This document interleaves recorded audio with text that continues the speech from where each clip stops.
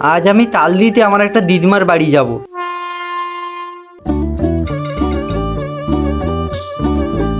সকালে আমি রেডি হয়ে রাস্তার উপর আসতে আমার একটা ভাইপো চলে এলো আমাকে একটু আগিয়ে দিয়ে আসার জন্য। মেন রোডে এসে আমাকে গাড়িতে তুলে দেওয়ার পর ও চলে গেল বাড়িতে। কিছুক্ষণ গাড়িতে বসার পর আমি এখন চলে এলাম আমাদের তিনমুখ খেয়া ঘাটে। এখানে এসে দেখি চুনোখালি স্পেশাল ছেড়ে যাচ্ছে। আমি তাড়াতাড়ি গিয়ে বোটে উঠে পড়লাম। খুবই বৃষ্টি হবার কারণে আমি এসে মাঝির জায়গাটা দখল করে নিলাম। সবাই বোটে উঠে যেতে আমরা এখন বেরিয়ে পড়েছি চুনোখালি যাওয়ার জন্য।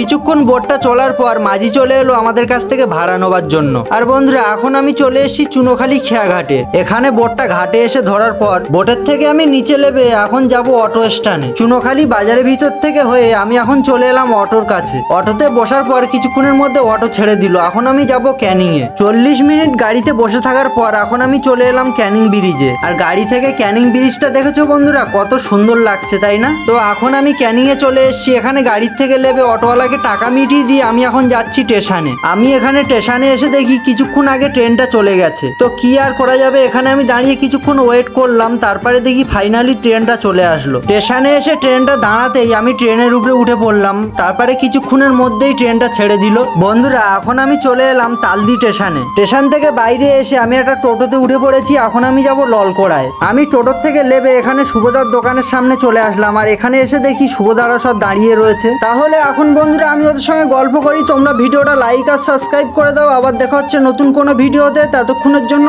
টাটা।